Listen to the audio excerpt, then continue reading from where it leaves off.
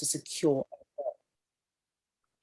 Yeah, so I found it really difficult to secure a role. So within that break, I was able to basically write down my frustrations on paper. And I thought to myself, it's a good opportunity for me to let it all out. And then I thought to myself, rather than me putting it on a piece of paper, why don't I use a blog? So the blog I'm currently doing now is called the Women's Worth Conference Group. So I started that in 2014 and it's been consistent even up till now. So it's basically just a blog to help young women to really know their worth and not to allow their pain to make them feel low, but to really express what they feel. So through that, I was able to turn my pain into purpose. And I realized that from that blog, I wanted to actually create a book, but I thought to myself, I didn't really have any experience. So I just decided to move all my work from the blog straight onto Microsoft Word. And then from there, I started writing and started to remember the things that I went through during my university days, the struggles of getting a job, not really feeling confident in the path that I was going into. But I believe that writing gave me an expression to be honest with myself. And through that, it turned into my first book called It's Time to Heal, which is actually behind me. But I'll talk about that book in a bit more further depth. But the two books I've got today basically are my fourth and fifth book, Confident Face and the Power of a Forward-Thinking Mindset. So through It's Time to Heal, I was able to write books on a consistent basis, which really helps me to really see the creative side I had in me all this time. Wow. Wow, what a story. And Thank I love that expression, pain to purpose, as well. I think that's really, really powerful. I you. can see Paul likes that. It Yeah. just it gives, it gives those stories so much more oomph, doesn't it? Because it's just real, and it's going to benefit other people to know about that. Wow. Definitely. Um, Gosh, so do you want to tell us a little bit about each of those books that you've just mentioned, Esther? Yeah, of course. So my first book, It's Time to Heal. So initially I did start it in 2014, but I stopped because of the frustration of the job search. But because the company I was working with at the time was made redundant, that was a perfect opportunity for me to continue the process. So I took a month off social media and just decided to write away. And It's Time to Heal in a nutshell is for women, because at the time that was my target market. So women between the ages of 18 to 30 who are struggling with low self-esteem issues. And at the time I started writing, I just finished university. So those were the people that I wanted to target. And it's basically about a woman understanding her freedom and her confidence and knowing that she can actually journey this life without feeling insecure or pressured by society. But it's also about teaching a woman how to heal from within, because as women, we are considered the weaker vessels. So, we have to be the ones to really look up and stand up for ourselves, even when times are difficult. There's a lot of pressure for women as well to, be a part, especially in the society that we're in today. But I do believe that It's Time to Heal as being able to help women to build their confidence step by step and not feel pressured by it. My second book, Completion, is basically a book about wholeness and being confident in yourself, but it's also not allowing your broken parts of your life to define you. So completion is basically just being who you are, not trying to be someone else, because there is a tendency to want to copy people. You want to allow people to complete you, but you need to realize that completion starts within. But this book now, from completion onwards, it is targeted for both men and women. My third book, From Glory to Glory, is basically a book that deals with grief. It deals with departure, unexpected loss. And this book is actually dedicated to my late sister that passed away in 2018. So her name is Glory, and I wrote a book, not just about her life, but the legacy that I want to leave for her and many other people who are perhaps already in that season of going through departure, or potentially those who are probably going to go through it at some point, because we know that departure is inevitable. So being able to talk about that in a way that is raw and transparent, and the transition of me being in full-time work and then, leaving that role to do what I'm doing now is because of my late sister. and to really give back to people that have gone through pain. Yeah. I believe it's very important to be honest and to let people know that even though they've been through such a painful season like that, or something that has really been drastic, that there's still opportunities for them to grow and become stronger. So in a nutshell, it's just a book to really remind you that you can be strong in the broken places and that there is great beauty in seasons of pain. So my fourth book here is called The Power of a Forward-Thinking Mindset. And this book is amazing. This book really reminds me of why I started Authentic Worth as well. So it's really about having a forward-thinking mindset, and there is power in the mind. And if I can come closer, basically, the lady is basically looking ahead and there's an escalator going into her mind, and she's basically saying, look, I don't have no other choice but to move forwards. So this lady is very intentional about her life, the decisions that she makes. She doesn't want to be in the season that she was before. She just wants to move forwards. And that means you have to tackle your mental and emotional, all those kind of strongholds and doubts that go into the mind. I always say that if you doubt, you will be without. And I know it rhymes, but it's really true. If you doubt, you basically won't have anything. So I said to myself, yeah, I really have to make sure that I'm giving my target audience the opportunity to be free, but also to discipline their mind as well, and not be too hard on themselves, because yes, our mindsets can fluctuate because we're human, but we also need to be reminded that we can have a forward thinking mindset, because we have to work on it on a daily basis. And my last book, Confident Face, is also for men and women. I know it's a picture of my face, but it can also be linked to men as well, because obviously we are human and we do have flaws. So this book is mainly about my personal journey of my skincare. So my skin really broke out in 2019. And it really did have a knock-on effect on my confidence. But thankfully now my skin is definitely much better than it was 3 years ago. And it's really about owning your authentic beauty. And it really stands for authentic work as a whole, is being able to tell stories in a natural and authentic manner, and not feeling the need to hide what you go through. And I knew that because I started speaking about my skincare journey in my first book, It's Time to Heal, I wanted to bring it to light with my fifth book, Confident Face. So it's really just being able to not just show all the good sides of life, but sometimes show the bad side, show people that you can relate to their pain so that they can honor you. Because one thing I always stand on is when you are authentic, people will invest in you. So that's all my books in a nutshell. Yeah. I can't believe how productive you've been. What's the time span of writing all these books, Esther? Because you've, put a whole lot of content out there. Oh, wow, I have, really and truly. So the first book, it took about 2 years, because as mentioned before, I took a break from the whole job search because it really had an impact on my self-esteem. I really was struggling to find just one job and it was really difficult. So that took about 2 years. And my second book, Completion, thankfully, because of my full-time job at the time, I was able to manage my time quicker. So that means I would have to go to work and do a bit of work before my actual day starts and stay a bit later. So that took about 8 months to complete. And then my third book, From Glory to Glory, took about 7 months. My fourth book took about 7 months as well. And then this fifth book, Confident Face, took about 6 months. So I think because I write books yearly, I'm very used to the kind of rapid pace, because when I write, thoughts just start coming in quickly. And I think that is because I'm always thinking about my target audience and to inspire people, because all these books can relate to all of us in some way, whether it's departure, lack of confidence, lack of self-identity, we can all relate. So it has been consistent with some, but obviously my first book, as a first-time author, I really didn't know how long it took. Some people would say it takes 5 years, some it takes 2 years, but I would say just be true to yourself and just allow your writing to flow naturally, because I can't say to you, okay, you must do your book in 5 months, because you might need more time. Some people may be able to do their book in 2 months, and maybe it's because they've been able to work on that, and it's okay. As long as you feel confident that your book is ready, then you will be able to determine when your book will be ready. Yeah.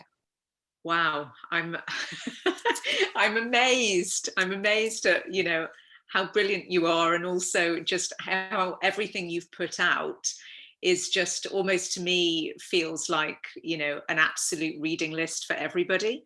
Yeah. In like, almost like a lesson in authenticity and progression and being your full self.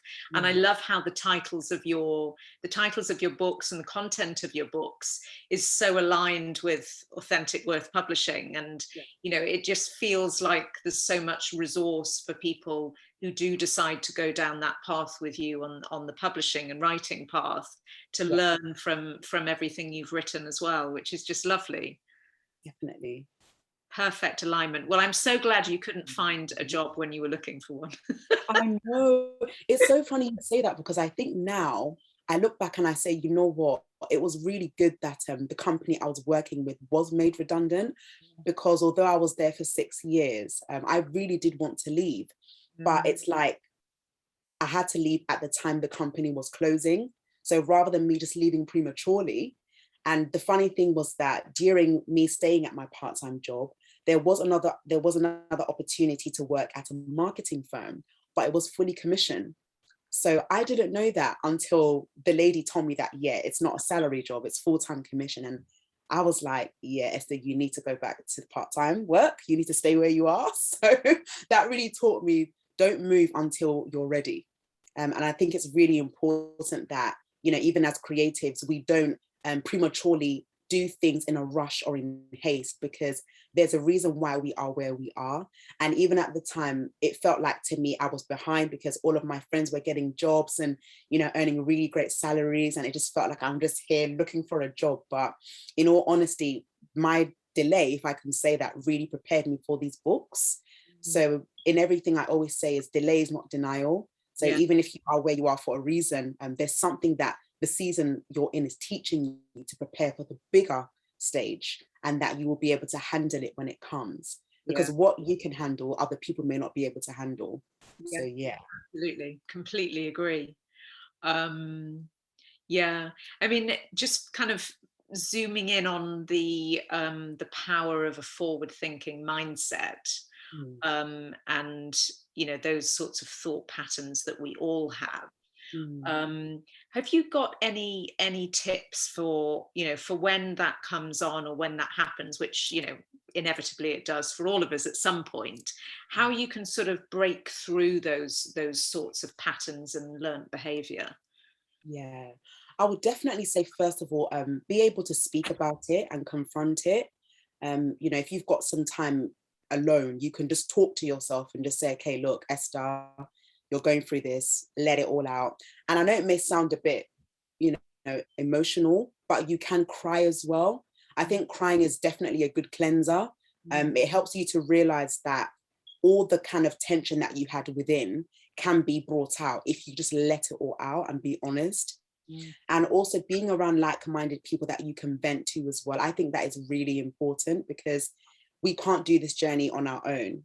Writing takes a lot from you, Mm. and you need to have people that you can be accountable with. So for me, when I started writing this book, although in terms of me, when I write books, I don't really like to talk about it, because I do like to be very private until I feel like it's ready. Yeah. But during this book, there were so many like attacks, and I had to go through that. And at the time, I thought, you know what, I'm going to talk to my friends about this, because transitioning from full-time job and kind of going into business, there were a lot of attacks. You know, am I good enough? Yeah. Do I have what it takes? You know, can I make it? Should I just, you know, find something on the side? But I said to myself, no, Esther, you are going to have this forward-thinking mindset. This Yeah. book is going to remind you to not look back. And I always say this, that if anyone looks back, it's like they're not really fit to continue the journey, because, you know, we've got a legacy of people that are going to be watching us in the next 50 years, 100 years. Yeah. And they're going to look back and say, you know what, I'm really happy that Esther didn't give up, or I'm really happy that Randall didn't give up on his journey, because so many people are looking up to us now. So that's what kind of helps me keep going with a forward thinking mindset.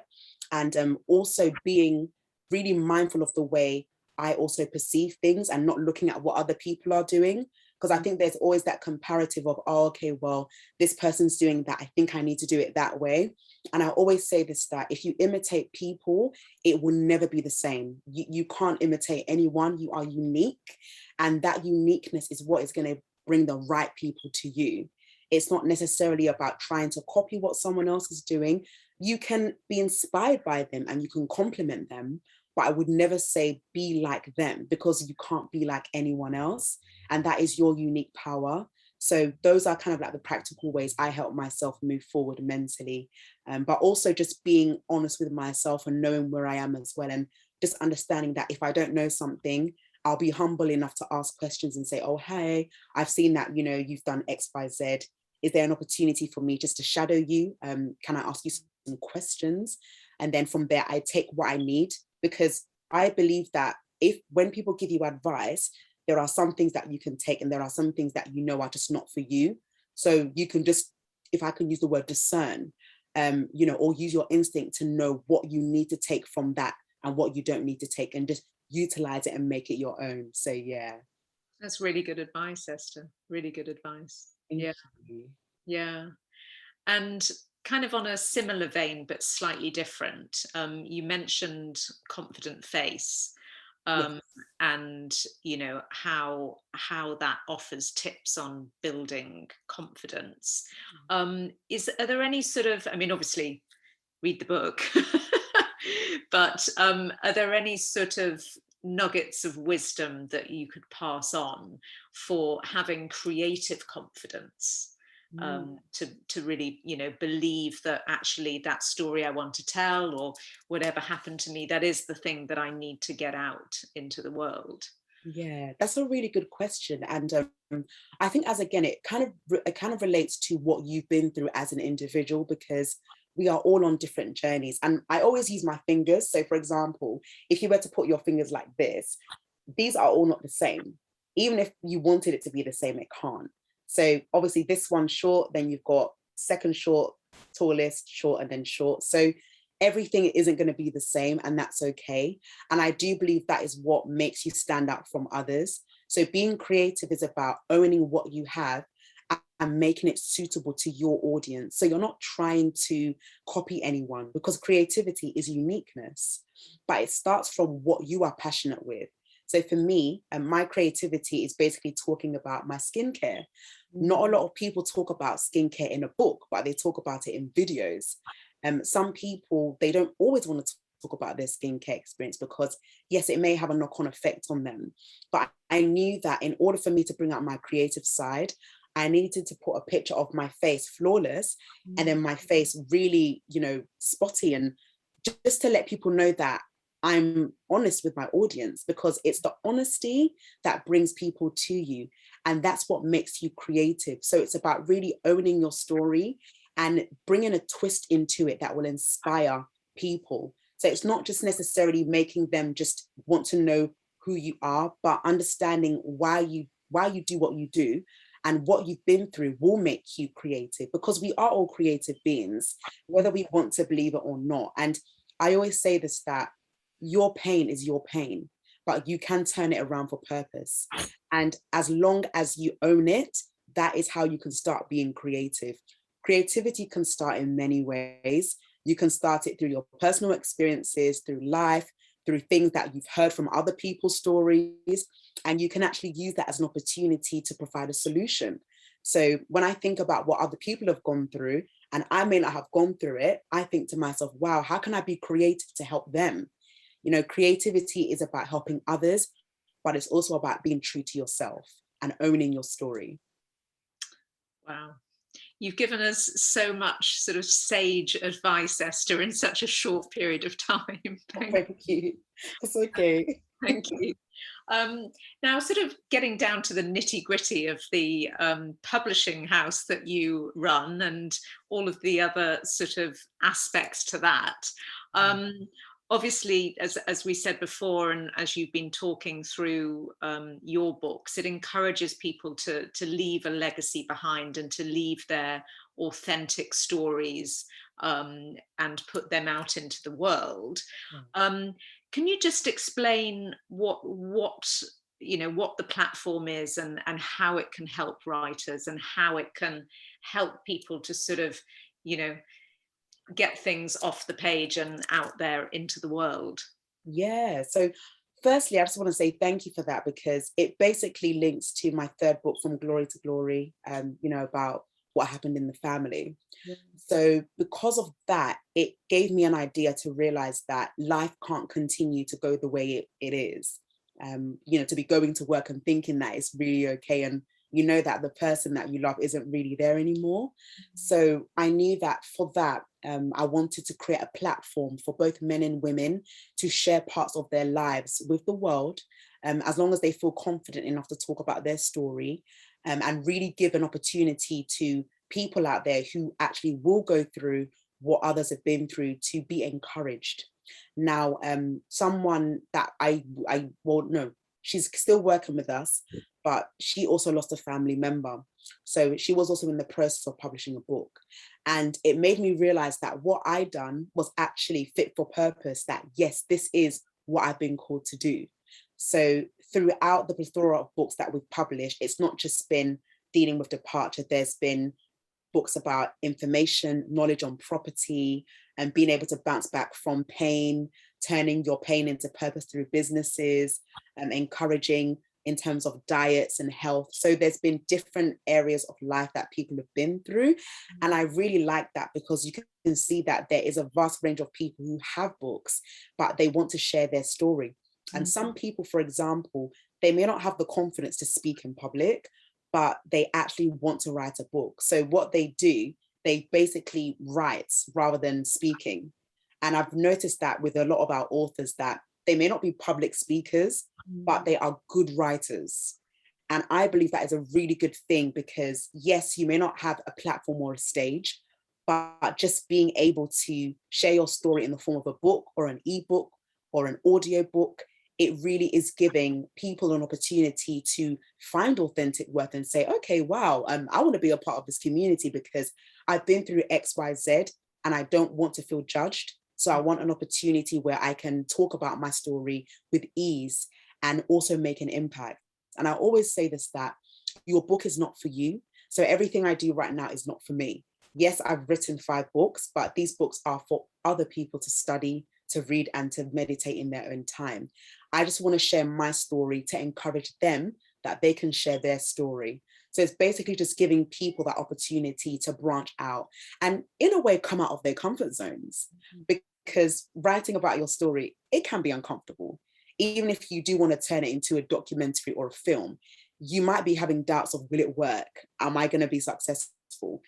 I've known people that have turned their books into movies and it's been amazing, but they've had to step out and stand out and just say, you know what, I have what it takes to write it. But that's where we come in terms of the one-to-one consultation. So being able to have a meeting with our authors to find out what is their purpose behind their story. And that's really what we stand for, because we want to make sure that we're a perfect fit as well. And also we've incorporated confidence coaching, because this is something that we've noticed that some of our authors may not have. And it's okay, you know, as we start something new, you're not always going to be confident. I wasn't confident when I started my first book. So every service that Authentic Worth provides now, I didn't get that. I've literally had to use my experiences to provide these services for authors. So I can say my authors have had more advantage than myself, which is a good thing, because you are helping them. And when I see them grow, I get very excited, because at least I know that all I've been through is helping them become better. So yeah, and now we are running monthly workshops as well. So it's not just in book writing, it's business confidence, learning, you know, the purpose behind your business, knowing your target market, being confident in your own self, and learning how to collaborate as well. I really stand on collaborations. And we recently had our first event last month, which is how to prepare for a book launch, because some authors, they have books, but they don't really know how to promote it, or they don't really have the experience or the skills to actually understand what it is to have a book launch. And that was me in 2016, but I had to go with the flow. I didn't have a choice, because I knew that once the book was out, it had to be out in the world. So through that, I was able to incorporate a seminar helping authors to promote their books. And now this month we have another event, which is called How to Turn Your Idea into a Book. So any idea you have, understand that it is valuable and it will make an impact if you utilize it well. So those are the kind of things that we do at this time. And thankfully, organizations are coming to, get Authentic Worth to basically speak about their journey and to, really give companies a platform for them. Because if companies can find authentic worth, then I believe that we're doing something right for the community. It's really impressive, and I also really like that you are combining the coaching with the publishing as well, Yeah. because I've heard so many stories about people who have worked with editors and publishers, and actually they've felt pretty rubbish about themselves because they've been told, well, that's not good enough, or you need to change this, or you need to change that. And Randall and I have been having similar discussions recently to say, it's all about building that confidence, because it's a collaboration at the end of the day, and it should be a supportive collaboration. So I think you've got something, it almost feels like you've got a business model there for the future, that there's no one else doing it. I don't know, Esther, but it feels that you're doing something very important. Yeah, no, definitely. And I just want to echo that because, as I said before, there will be times where you will feel that doubt, and it's okay. I believe it's okay to feel, doubt at times, but just don't stay there. Yeah. Whenever you feel like something is trying to attack your creativity, just say no. You may get me down today, but tomorrow's a new day. I'm going to rise. So it's really important to have that mindset, because think about people that are inspired by you. There are reasons why people follow you. They want to follow you because they want to gain something from you. They're not just following you because you've got a pretty face. They want to follow you because there's something that you can help them with. And when they see that you're confident, and when they see that you've been through so much and you can still continue that journey, they'll say it's definitely worth carrying on. Because all of us are so amazing that we've got so many gifts in us and so many talents that it takes time to build. But as you continue to allow life to be, you will start seeing that strength that has already been in you all along. And even if those fears and those doubts come, you can still stand and say, I'm going to face them one by one, because there will always be people watching you. And I always say this, that people watch you, whether it be on social media, in reality, in your home, at your work, even your clients are watching. Companies are finding you. So really make sure that you put a confident face. Even if you don't feel confident, endeavor to be confident. Take your time to be confident. Break out of environments that are not feeding you mentally. If people aren't speaking life into you, cut them off. In all honesty, we are now in a new year. The way we've used 2021, that should be our year to prepare us. But 2022 is the year of manifestation now. We need to really see these things that we've worked hard for come to fruition. And it has to come to pass now, because if not now, then when? Yeah, love that. If Yeah. not now, then when? That's often a motto of mine that I have to remind myself of quite a lot. Yeah. Yeah, I really like that, Esther. And I think you are actually looking for manuscripts at the moment, aren't you? Is that right? Yeah, so basically we always give people an opportunity to share their stories through manuscripts. So yes, we also have an email called submissions@authenticworth.com, and we tend to do it every other month. So at this time, we are currently helping authors just to kind of get their story out there. But for authors who feel very ready to start publishing their book, then yeah, we will submit and receive their manuscripts. But we do like to have a consultation with them, just to make sure that they're on the same page with us and they know that what we can provide for them is valuable for them, and the story that they want to share is also valuable for Authentic Worth. Because we want it to be a win-win at the end of the day. Because I'm more passionate about people's stories more than anything. Like, it's nice to know what people go through and to be able to navigate that around, and to give them that boost to know that, yeah, okay, you've been through XYZ. This is where Authentic Worth can help you, because we have also been through XYZ. So it's really, as you said, Jennie, about collaboration, partnership. Not, okay, I've got my book done, I'm gone. No, we want to continue that relationship building. So yeah. Yeah. I'm getting towards the end of my questions, so do have a think, everyone, about your questions. But I'm going to ask you something else, Esther, that I'm intrigued about, and you've mentioned it during our chat as well, about potentially, you know, people getting their stories out onto the big screen, whether that be through a fictional movie or whether that's through some kind of documentary or something. It sounds to me, I mean, you know, a number of yours, they might be fit for that. Would you be up for that in the name of collaboration in the future? Yeah, well, to be honest, funnily enough, someone actually reached out to us on LinkedIn, and the individual said that they want to share a documentary about their journey in business and entrepreneurship. And I was really intrigued because we've never done this before. So it definitely is an opportunity for us, and just seeing how it's going so far is really amazing. And it's really humbling because sometimes you don't realize that people have so many big ideas, but the only thing is that this individual doesn't actually want it to be on the big screen. So they actually just want to share it within their network. Although I have encouraged them to, you know, potentially make it into a book in the future. But I think at this moment in time, they're very comfortable just, you know, kind of having it as a low-key documentary. And then when the person feels like they're ready, then they can, who knows, make it into a film. But for now, I'm really humbled that, you know, he's found us, and grateful that at least they're able to share their story. And through that, it just gives me joy to know that, yes, this is our first documentary. So yeah, but for those who are looking to do a documentary, I would say, please go for it. I wouldn't say you should hold back. And I think that's one thing that came to me as I was preparing for this session is, we tend to hold back documentaries or tend to hold back words, but no, if you continue writing, you will find the right person that will agree and honor it. Because if this person didn't believe that this documentary would be done, I don't think they would have found authentic work. So there's always something in all of us that we can say, yes, this is the time to actually do this. And you can turn it into a movie if you want to. It might take some time, but always be inspired by those around you. I have a dear friend, she's now got a production studio where she does movies and also is a wedding coordinator. Now you will think, how does that correlate? But it's because she's using her skills. She's just literally putting everything together and she's utilizing what she's passionate about. So don't ever limit yourself. If you still want to write that documentary and turn it into a movie, please do so. Just like myself, all the things I was going through, I turned it into a book, and now it's now coming out from my voice, because I wasn't a speaker initially, but now I've realized that, you know, there's power in my words and there's also power in my voice.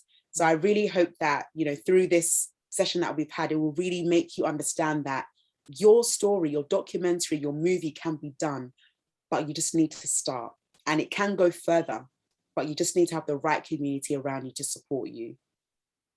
Oh, such encouraging words. Thank you, Esther. You're welcome. Thank you. So be bold, everybody, be brave, and do ask Esther your questions.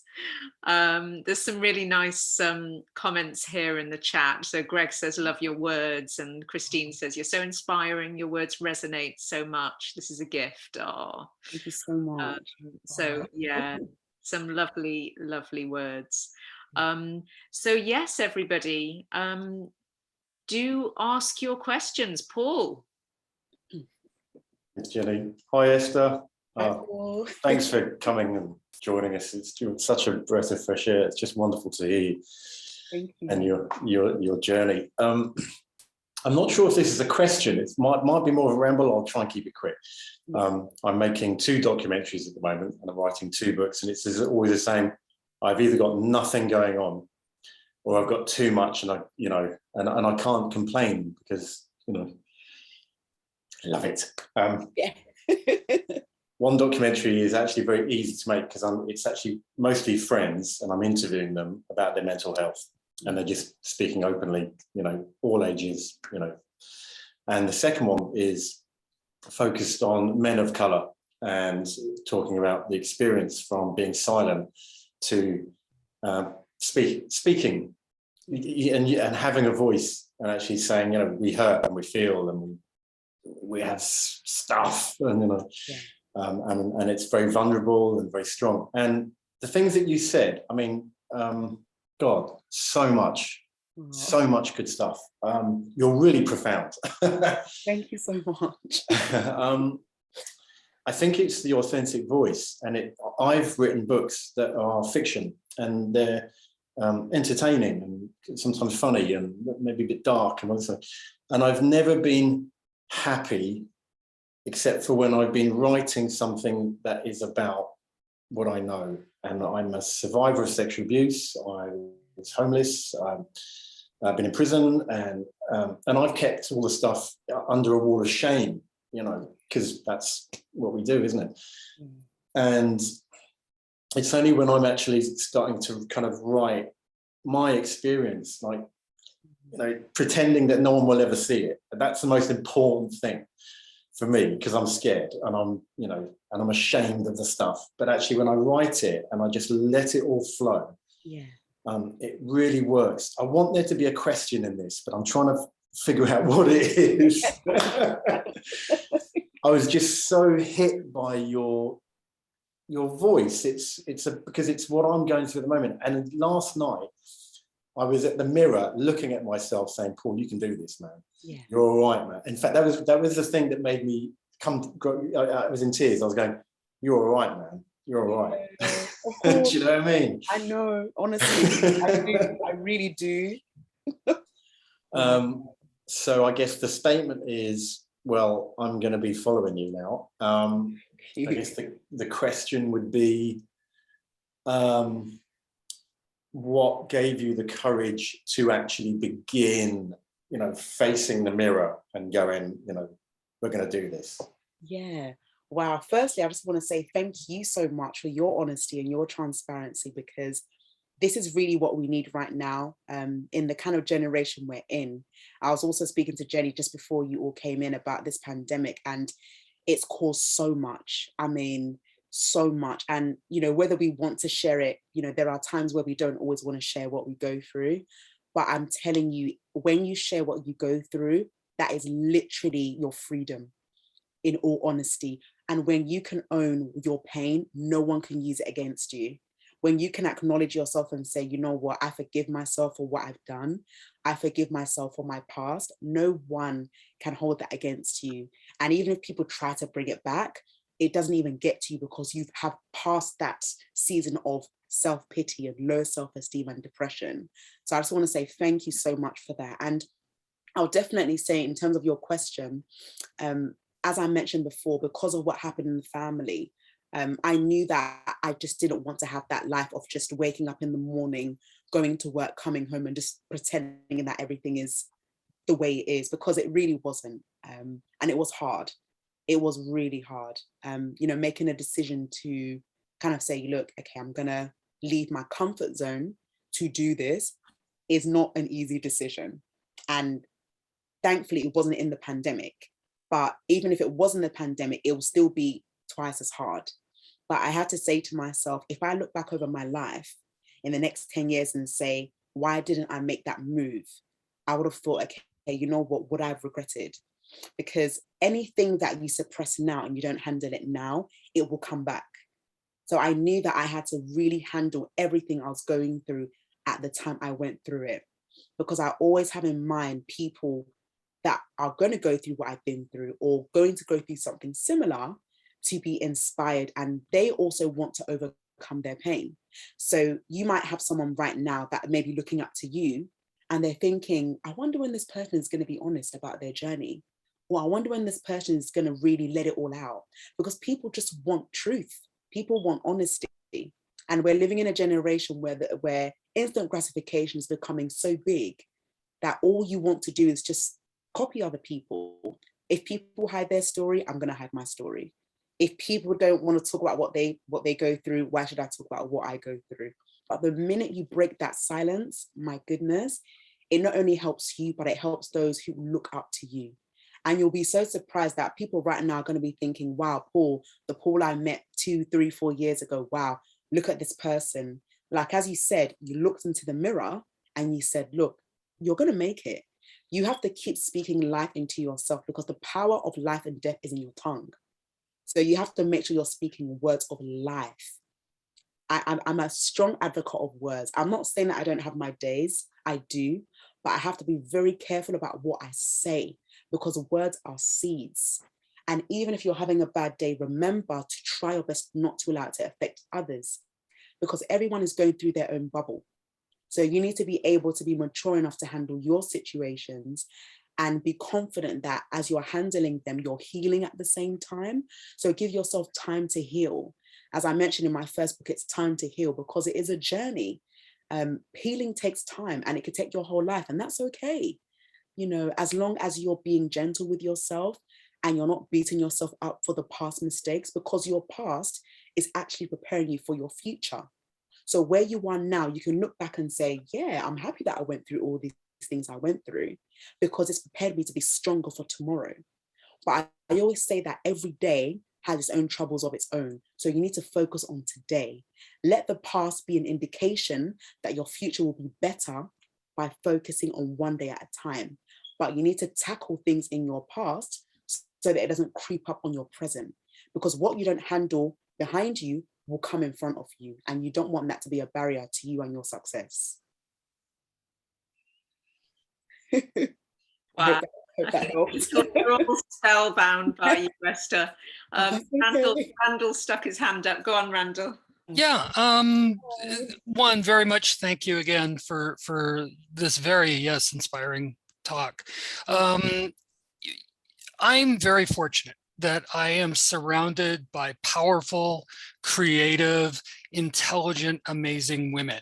Jennie's one of them. My friend Allison, who's now cringing somewhere on this call, is another one. And what's always interesting to me is the idea of allyship. Women are powerful unto themselves. They do not need me to lead them down a path. How can, you know, what can maybe, particularly your first book, because it was focused very much for a specific female audience, how can that help men in their bid to be better allies, to offer support the way it's needed, not the way I feel it should be given? Because I recognize there are two different directions there. There's the sort of the man coming and saying, this is what needs to be done, versus listening to a woman and finding out what she needs to become all she can be. Yeah, that's a good question. And what comes to me, I don't know, but people always say that with men, it's quite difficult for them to open up. Is that true? Should I kind of put it on the floor? Yeah. Yeah, that's cool. Thank you. So yeah. We're getting better at it. Yeah, that's good. Yeah. That's good. So yeah, I think because of that, maybe it's kind of given them a stigma of, if I open up, it makes me weak, or if I open up, it doesn't make me strong. But I always say this, that it's really nice to see men be real and honest about what they go through. And just like what Paul said, I resonate with it so much, because men do go through a lot. Although women are more verbal, which is good because we can release our emotions quicker, men, they tend to kind of suppress it, and maybe they're overthinkers. So even overthinking isn't really helping the situation at all. But as you said, being around like-minded women have helped you. But I do believe in terms of men, if you could be the one to kind of set that, you know, pace of, okay, let me talk about things that I've been through with my community of men, then that will probably help other men to open up. And it might make them feel uncomfortable when you start, but with time you start realizing that as life changes, situations and people change, and they won't have a choice but to share what they go through. So sometimes the things that you're holding in and suppressing in is probably what your men need to hear. So it's really important that you can be honest and knowing the right time to share as well. I think it's really important to share, you know, at a time where you feel confident enough to share, because you know, everyone's journey is not the same. And I'm not saying, okay, you need to talk about your whole life to the world, because you do need to respect yourself and, you know, give honor to what you've been through. But at the same time, it's really important to have a circle of people that you can be real with. And even as Paul says, you know, standing in the mirror and pointing to yourself and saying, look, you're good at this. You are worthy. You are wonderful. You are powerful. Just speaking those words into yourself, because no one is going to do it for you. And at the same time, we don't want to depend too much on our friends, or, you know, whether it be in your case, you don't want to depend too much on people, but you want to be confident that the power is in your hands, not in theirs. because people can change and situations change. But when you speak life into yourself, with or without the men in your life, you're able to stand firm and say, you know what, even if they're not there, I can still be confident without them. So yeah, it's just knowing when to speak, but not being upset if they don't share their pain, because at some point, everyone will have to share what they go through. It's just knowing the right time to share it and with the right environment. So yeah, I hope that helps. Okay, thank you. Any other questions or reflections? They don't have to be questions, actually. Yeah. Yeah. Can you guys hear me? I have Yeah. something to say. I don't know. Is it clear? Yeah. Awesome. Firstly, I just want to say, Esther, like your speech and the words that you said has been really inspiring to me. I actually think you're kind of unreal, because a lot of the stuff that you've been saying is really mirrors a lot of the values that I have and the kind of route that I also want to take professionally as well. Yeah. I love writing as well. That's like my huge passion, and it's something that I really want to venture into. It's something that I've sort of started professionally, but it's something that I've always done personally. I remember one time I was going through a family situation and it really impacted me. And I was like, I don't know what to do. What should I do? So instead of like crying about it and just like really letting it take a huge toll on me, I decided to write about it. Yes. And that's kind of like something that really made me realize, like, wow, like writing is so amazing. It's something that I really love to do. So with that being said, my question to you would be, on like a day-to-day, like what are your habits? Like what do you do to like sort of, you know, keep you going? And like, because a lot of the stuff that you're saying is so inspiring, but like you said, on some days, you know, it can be very rainy and it can be very hard. So how do you like continue that momentum of like that self-love and just continuing to be so open-minded and expressive and really like nurturing yourself as well? And on top of that, like how did you have the courage? Because I know you were talking about the job that you were working on, and you kind of like, for me, I had this like, with like, there's like, I'm tired of, you know, working, like it's kind of like this like no permission mentality where, you know what, I'm just going to do it on my own. I'm going to be brave enough to do what I want to do. So that kind of correlates. So was it like you started off venturing these habits that propelled you to leave your job and then become who you are now?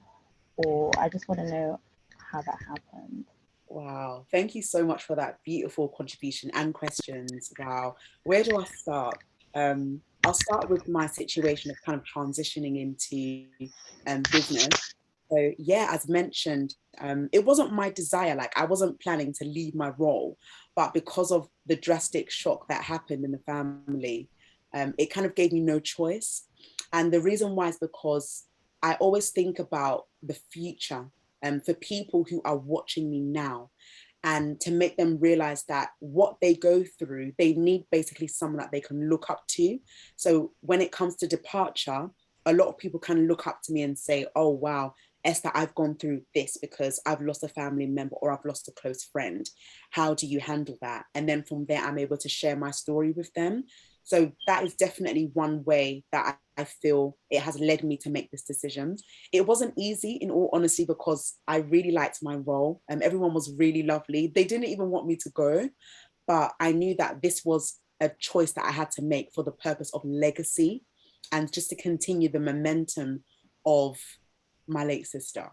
So just thinking about how she would be now, you know, if I'm to see her again, you know, what would she say that I've made this big jump to make her proud? Because so many people, they put their pain under the rug and they don't do anything with it. They just leave it there. And I just can't do that, because there are so many people. And honestly, Christine, if 2020 hasn't taught us about departure, I think that's one of the most painful years where so many people have just lost their lives, and it has been wow. And I can sympathize and empathize with them because, you know, we've experienced it. So in that case, that's what's kept me going, you know, to remember people who, you know, wasn't even meant to go at the time they were meant to go. You know, some, you know, passed very young, and it's really upsetting, especially when you know, as a parent, you're putting your child to rest. I think that is very painful. But through that, you say to yourself, yes, it's painful, but I'm gonna face it head on, and I'm gonna continue to be strong. I don't want to let this life make me bitter. So I have to make it better by confronting and owning this pain and turning it into purpose. Because yeah, you know, leaving a full-time role that you're comfortable with, it does take a lot of strength. But when you have a good motive, it will start to become your purpose. You won't feel like it's a drag. And yes, some people, they may not like their roles now, but you need to ask yourself, why do you want to go? Don't just go because other people are going. You need to have a plan. So, you know, when I did decide to leave, my plan was to run workshops. And that was my first time in 2018 that I ran my first workshop in November. And I didn't know how it was going to turn out, but it turned out really well. And from there, I started having, you know, quarterly workshops in 2019. Then when 2020 came, the pandemic hit. And then, you know, I was stuck for about 4 months because I didn't really have a strategy. And that's when all those other services started coming in. So the accountability coaching sessions, the consultations. And then when July 2020 came, that's when I started doing online workshops virtually for people that want to learn how to write books in a pandemic. So you can see how like my life has been a pattern of, you know, seasons where I've had to pick up myself and not allow life to get me down, because things will happen. But I think the key is just to keep going and remember your why. I always say this, that if you don't have a strong purpose, it may be very unlikely that people will want to invest in you.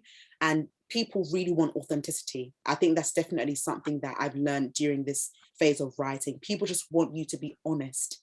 You don't have to be perfect, because, you know, we are living in an imperfect world.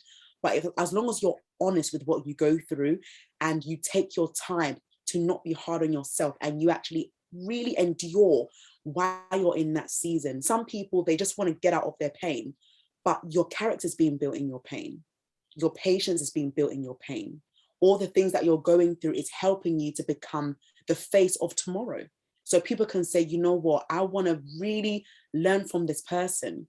Because I always say this, that when we all go through things, you have two choices. You either confront it and face it head on, or you just let it get to you. And I would always pick the first, because allowing your pain to get to you is just too much. You know, you've come so far. You've been through so much that you just can't stay low. You know, when you wake up in the morning and you just think, wait a minute, like think about the birds, think about nature, think about how beautiful nature is. The birds in the sky chirping, flying away here and there, they are free. We are meant to be free. You're not meant to be bound in your pain. And just like what Randall was saying before, you know, we're not meant to be doing things by ourselves as well. That's why we do need a community of people. So it's really important that we get to a stage where we can not only own our pain, but to share our pain. And that's what authentic work is about. And I'm so happy that you can resonate, Christine, because yeah, you know, we are all going through things, but how you handle it is really important. You don't want to stay low and think, okay, well, this is my life now, I'm going to allow my pain to define me. No, you need to tell your pain to abide by your rules. And you need to say, look, I'm not going to allow you to get to me. So you have to be bold, because when you can face your pain, that confidence starts bubbling up within, because everything starts from within you. When you think about it, it's how you see yourself. You should never wait for anyone to accept you. If I waited for companies to accept me, authentic work wouldn't be here. I'll be literally depending on people to say, please, can you promote what I do? Can you, you know, honor what I do? Please, can I get this? Can I get that? But I realized that the more rejection I got, that was a wake-up call for me to say, Esther, you need to find your gift, and you need to look within you and say, my dear, you've got so much in you. Don't wait for anyone to tell you you're good or you're not good. You must tell yourself you are good. There's a difference between influence and affluence. Affluence is basically someone that is, you know, really good. They look great on the outside. You know, they've got good money, they've got good fame. That's great. But influence is being able to get people to not only follow you, but they are changed by the way you speak. They are transformed by the way you think. That is influence. You want to be influential. You don't want to be a follower. You want to be a leader for people to follow you. That's what it's about. And that's what creativity is about. You are setting a trend for people to find you. And through that, you can find your own voice, and other people will be inspired by you. We always want to remember the word legacy. That when, our time is up, how do you want people to remember you? I know we don't want to think about that, but, at some point. But for me, I had to really face it head on. And I said, Esther, this is not for just you. This is for your family, for those that are going to follow you, for people that are really going to be inspired. So yeah, I really hope that helps. I really do. I hope that answers your question as a whole. Yeah, that was so inspiring. 100%, especially what you said about pain as well. And I feel like as artists, that's why we create art. I think a lot of artists as well, we don't really want to monetize everything that we do. But at the end of the day, we do have to make money. So we just opt for art because it's like we have no other option. That's why we do it, is because we experience all these things and we need to share it. Even what you said about your writing, it's not for you. It's like you experience what you experience, you write it, and then you like let go of it, and now it's ours, and like I find that really inspiring as well. And I'm in exact same positions in terms of like applying, because I love writing and I want to work for a magazine. And then I recently went for an interview and it was okay, it wasn't the best. And then that really inspired me to like be like, you know what, I actually really have to create something of my own, because it's like sometimes it's like not everyone, you're not always going to be the right fit for the company, you're not always going to be the perfect person that they're looking for. But when you create something that is just yours, you feel that passion right there. Because sometimes when you're being interviewed and you can just tell you're lying as well.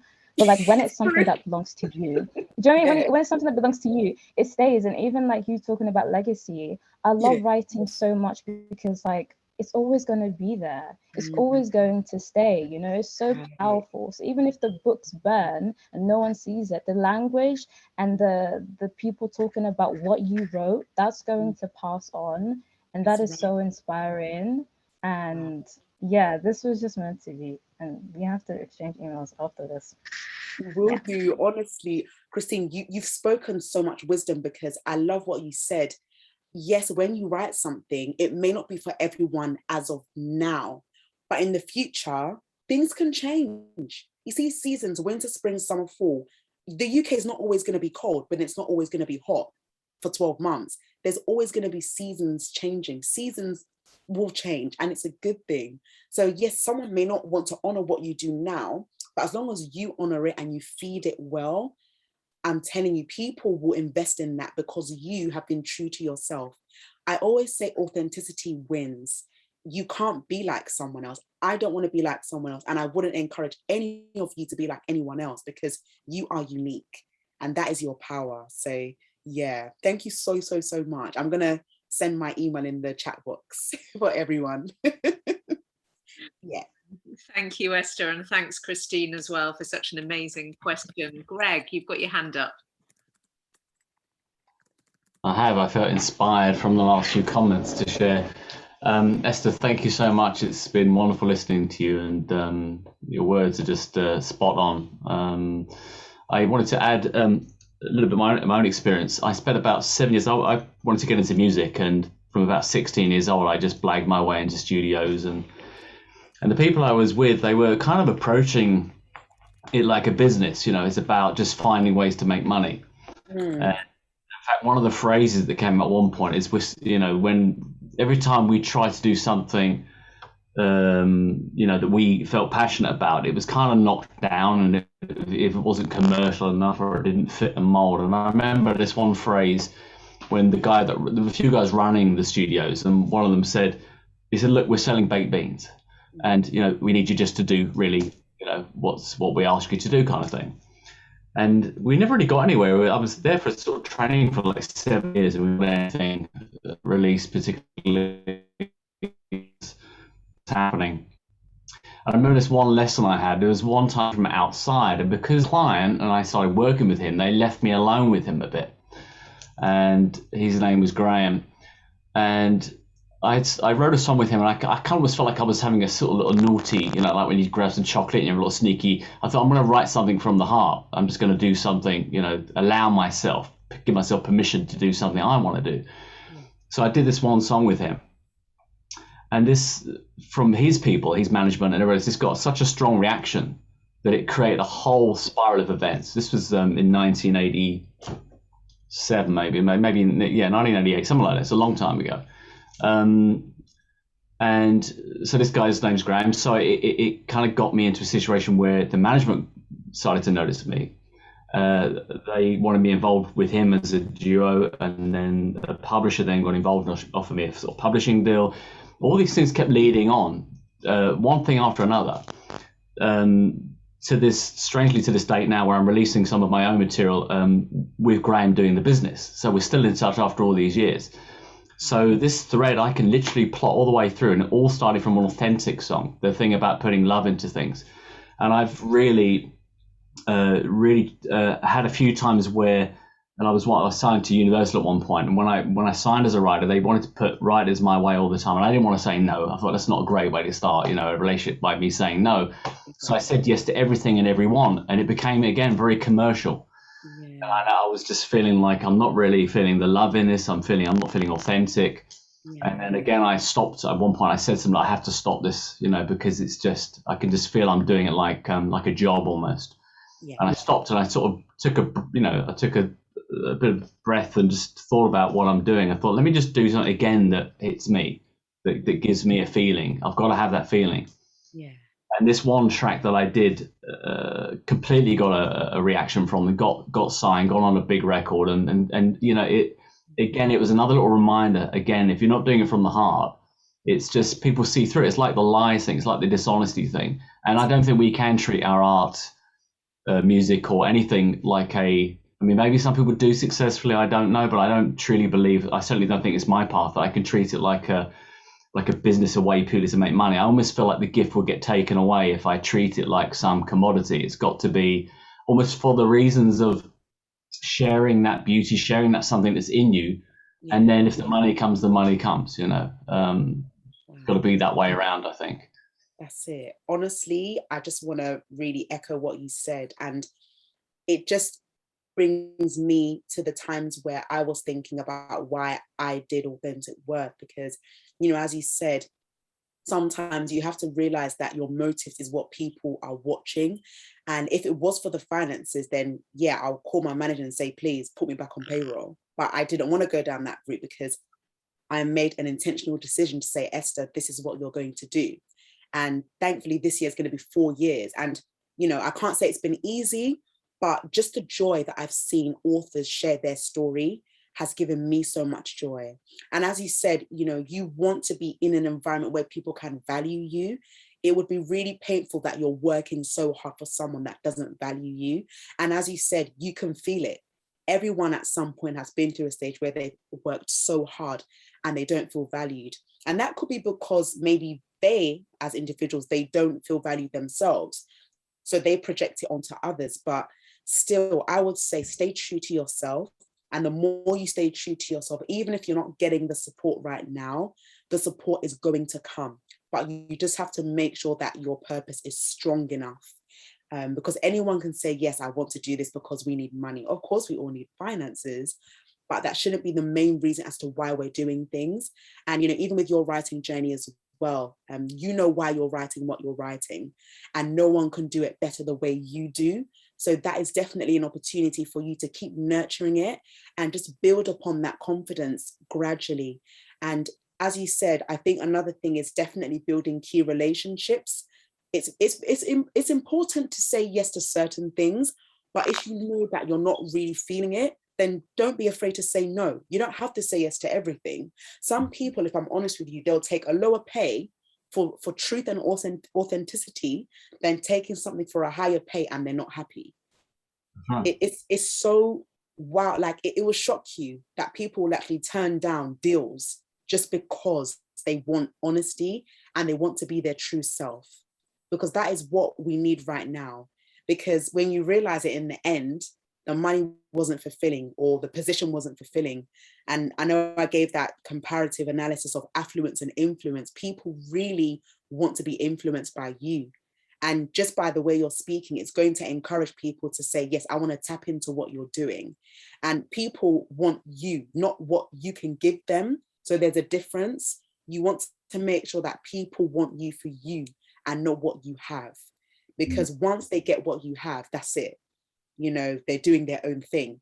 And sometimes people can do their own thing better because they've got what they've got from you and they're gone. But that's not what you want. You want to build a rapport relationship, because I believe through relationship, it builds so much trust and it builds authenticity and honesty. So what you're doing is great. And I just want to say, don't give up as well. There'll be times where it might be difficult, but keep pushing through. It's so important that we have to keep this in our minds every day. You know, sometimes days are dark. You don't know what tomorrow will be. But for the fact that you're still here, hey, there's definitely hope on the other side. Definitely. Definitely. Thank you. Lovely words. Thank you. That's okay. You're very welcome. Thank you, Esther. We're trying to get every last drop out of you before you leave. Hey, no worries. It's all right. There's a couple of things in the chat. There's a question earlier on from Jeanette, which said she finds it easy to come up with stories, but then finds it hard to get them down on the page. Have you got any tips for making that less of a chore? You know what I'll do? If you can, maybe record your voice. I think that'll be really good. I know it's very different in terms of writing, but you can record your voice and listen back on it and let that play. And that will kind of give you an indication of what, I see Rider of Wombats, and it'll just kind of give you an indication of how you can basically continue the writing stage, because you do want to avoid writer's block. Anytime I have writer's block, I always take a break from my work, because there's no point of me trying to continue if it's not really flowing. And I feel it sometimes, in all honesty. I say, Esther, take it easy. So I can go for a walk, I'll do a facial, maybe speak to a friend, and it just gets my mind off my work, because I don't really like pressure, if I'm honest with you. I can work under pressure, but I don't like pressure. Because I don't like making rash decisions in a way where it makes me quick to make quick writing decisions and it's just not flowing, because I always have to think about my audience and what they're going to take from what I say. So it's definitely just taking your time and not feeling the need to rush the process. You know, you have every right to take your time. So don't allow society or even your own self to make you feel like you need to do everything at once, because you really don't. The best writers are always those that take their time. Whether you're a morning or evening person, it's okay. You can still take your time, no matter what season you're in, but just stay true to yourself and take it one step at a time. Very safe, nice. Oh, thank you. Have you got time for another question? I think Phoenix has one. That's okay. Get my microphone switched on. Hi there again. Thank you so much for all your fantastic words today. Very inspiring. I just had a couple of thoughts about something you were saying earlier on. It's a kind of this crossover between authenticity and legacy. I've lost a few friends over the last couple of years. And you know, it's always a shock when someone's your age or younger and they go and you're not expecting it, and you're thinking, oh God, we've got to get on with this. You know, anything can happen at any time. We've got to get on with this. And my fascination at the moment is with our individual stories. And you were saying about you can't really write the same story as somebody else. You can't write, you know, you want to talk about the same things, but it's always going to be yours. And I started writing, putting down a book, and some people had asked me to try and put down something about the adoption process, and some of the weirdness of it, the madness that comes with it, that people don't tend to talk about. And I was doing it very slowly and very carefully, because a lot of the people concerned were still alive and still part of my life, and so I wanted to try and tread very carefully with it. And then the comedian Mark Steele just brought out a book, and I thought, oh, he's done it. He's done it better than me anyway. I don't even need to do this. And I really enjoyed it. And of course, it was a very funny book and very well written. And I read through it and I realized, no, there's so many similarities within this, but the differences are actually quite important. And it's this accumulation of these tiny little details between each of our stories that adds to the general thing. Where I thought there was this very interesting crossover was there's a generation that are getting towards the end of their lives now, and there was a whole bunch recently of people who brought out books about their experiences of being evacuees during the last war. And again, there was this authenticity about what they were writing, and every single one of them, I was very interested to read them. Every single one of them had a different take on it, or slightly different experiences. And I thought the value of it was obviously their own individual legacy, but also it was cumulatively these stories coming together shifted the official narrative. It became a personal narrative rather than, the one that has been handed down to us about, oh, this is what happened. It was all like this, blah, blah, blah. And we kind of go, yeah, but it wasn't. Look at this guy's experience and look at that lady's experience. And I thought that was very, very important. And I think we're now that generation putting our stories out there and what it's been like for our generations to grow up in this particular world. And I just think it feels really, there's that personal satisfaction of legacy. But I think, again, as you're saying, it has to be about helping other people to make sense of their own stuff and putting it together with what everyone else has written and making sense of their own lives from that, because it always connects. If it's authentic, it connects. That's it. Wow. And you've literally wrapped up that so well. If it's authentic, it will connect. And I also love the fact that, even that person that wrote a book, there's that tendency to be like, what is the point of writing that book? And it happens, if I'm honest with you, quite often. If someone wants to write a book about business, someone else might think, what's the point of me writing a book about business? Because clearly they already know what they're doing. But there could be other things that they may not have touched upon that you can touch upon, if that makes sense. So it's always good to not doubt you and not feel like because someone else has written a book in the field that you want to go into, therefore it should make you feel like, what's the point? I shouldn't do it, because there could be something unique about your book that people will gravitate to more than the other person's book. And I think another thing is we must remember that we shouldn't write to compete. I know that's not our intention, but sometimes there's that tendency to be like, oh, well, but I want to write and I want to be a bestseller and I want to make sure my book is doing well. But your book will always do well when you remain true to yourself. And I always say this, that your book also isn't for everybody, and that's okay, because trying to target everyone is a lot of work. It is a lot. So you need to make sure that you can narrow down your target audience and know who you believe needs your book and needs to hear your story. Because if it's everyone, it's like you end up people pleasing, and that's really draining, and you don't want to burn out as well.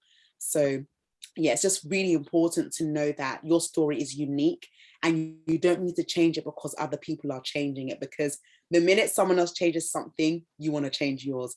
Then if they want to put it back, you want to put yours back. And we don't want to give people that much, if I can say, authority over us, because we are, we have the right to do what we want to do. We are free beings. So we want to make sure that we make decisions that is wise for ourselves, but also wise for our own community. If you think about now, when I think about, Jennie that founded this business, she could have thought, okay, well, I need to wait for people to kind of admire and acknowledge what I do before I do it. But if Jennie didn't start this, none of us would probably be here. So it's really good that you follow your intuition and just follow what you believe is right for yourself, so that other people will find that authenticity in you. Because authenticity is very needed. We should never underestimate it. It is very expensive. So I'm really hoping that it does help, and just continue to be inspired by other people, but don't be intimidated by them. Don't feel like you need to copy them, or, feel like, okay, well, I need to do it like this, because you might end up thinking, why did I do this in the first place?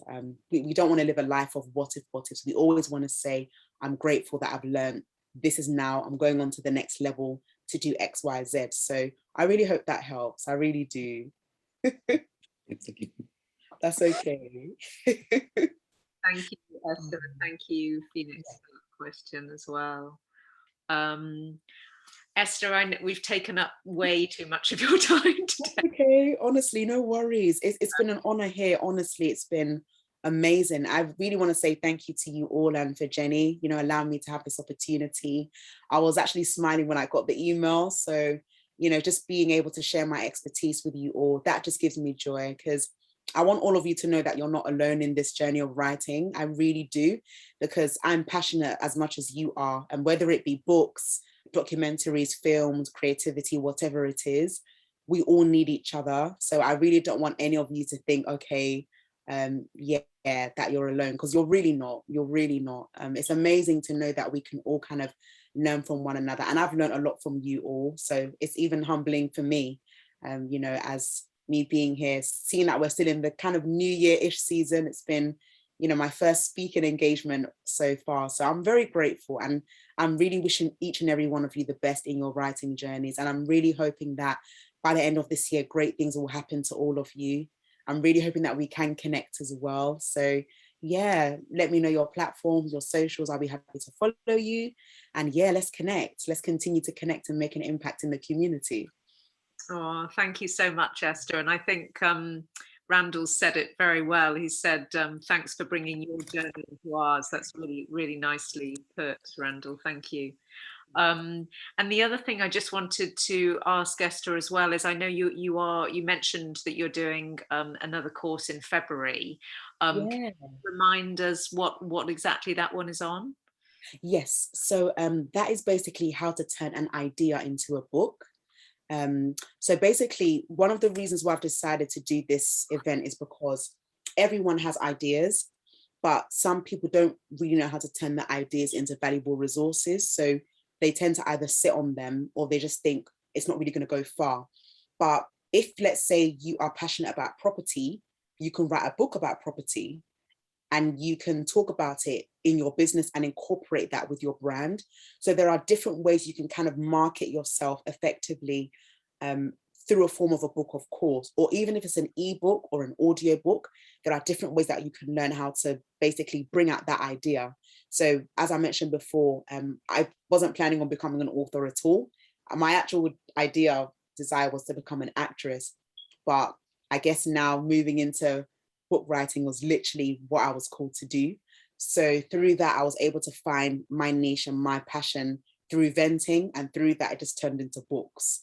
So it's really important that we get to a stage where we are very, if I could say, true to ourselves, number one, and not feeling that we need to do so much, but also utilizing our ideas well. So the ideas that you have, let people be inspired by them. If it's basically, for example, you learning how to, sew or knit, let people know about that. You can talk about it in an ebook. Let's say you've got a business in, looking after like hair, for example, you can do an ebook and incorporate that in your business by working in a hair salon, because there are people that will probably want to learn how to do things on their own. So it's kind of like you're giving them a DIY manual while it's you still having your business model. So yeah, a book can be a business model. I do agree with that. So that's what we do at this time. So yeah, it's going to be on Saturday, the 26th of February. It's going to be on Zoom. And I'm more than happy to send the link to all of you. That would be really good to see you all if you can come. Let me just quickly. I think Randall already beating me to it and put it up in the chat. Oh, really? Oh, thank you so much. Oh, thank you. Thank you so much. I really appreciate it. Yeah, that is amazing. But yes, for those that would like to know more information about how to turn your idea into a book, please do come through, and we'll be happy to have all of you, and just to see where you all are at this time, just to see where you all are, because I do love kind of seeing everyone's journeys, because I can confidently say that we were not where we were 2 years ago. Am I right? Absolutely. Yeah. Yeah. Okay. Cool. Definitely so. But yeah, thank you so much. I've seen your lovely chats, and I'm gonna follow you all. I think some of you are following already, so I'll follow you back. So yeah, thank you so much, and thank you, Jennie, again for having me. You're more than welcome. I'm delighted that you're able to come, and just so that people know that it's about timing. So Esther and I almost had some sort of collaboration maybe in 2019, and that didn't happen. And it just feels as if, this was the right time for it to happen, maybe so that you could all be here today, or maybe because it's where Esther's at on her journey now. Yeah. I, for one, am very grateful that we've waited until now for you to come and join us. Definitely. No, it's been amazing. I've really enjoyed this evening. I was actually looking forward to it. I actually had a meeting before, but thankfully it's been postponed tomorrow. So I've been able to save my voice for today. Yeah. Oh, yeah, it's been good. Thank you so much. Keep in touch, and hopefully you'll come back to us in the near future. Definitely. What are kind of upcoming events do you have after this one? Is it going to be monthly or? We're still doing the monthly online at the moment. Okay. We have next month, we have Kira Ann Pelican, who's going to be talking about the science of writing characters. Okay. About Kira. I think you've probably got the book there, have you, Randall? Yeah, that's quite interesting, and that probably is that is definitely useful for filmmakers, but also useful for any kind of authors, actually. There you go. Science of Writing Characters. Wow, I've never heard of that before. Yeah, so it's Wow. it's an interesting book.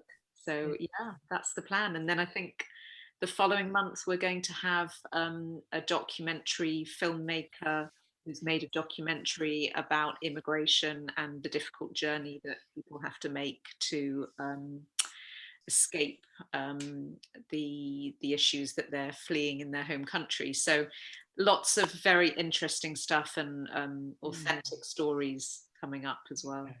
That one sounds really good, Funnily enough, I was at an event because last year for one of our awards, there was a gentleman that also wrote a book about immigration and kind of starting to live life from, where he was from to come into the UK. So yeah, that really sounds inspiring. And it's not a story that people would want to talk about often.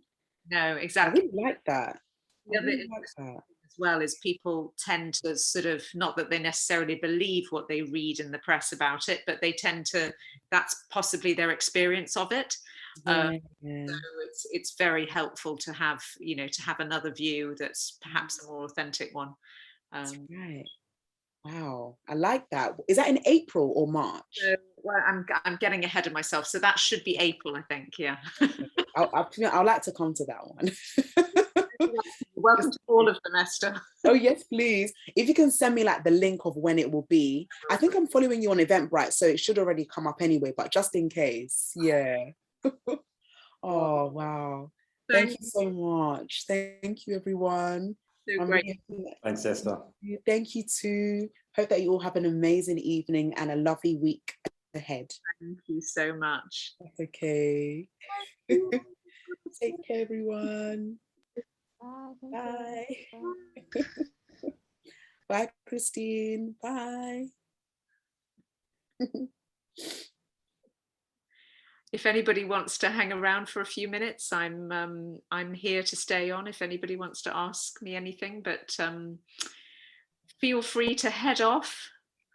It's okay. Thank you so much, everyone. Thank you so much. Have an amazing evening. And thank you, Jennie, so much again. I really appreciate this. Like, thank you for your heart to open this and host this. It's been amazing. It's been amazing. I'm really grateful.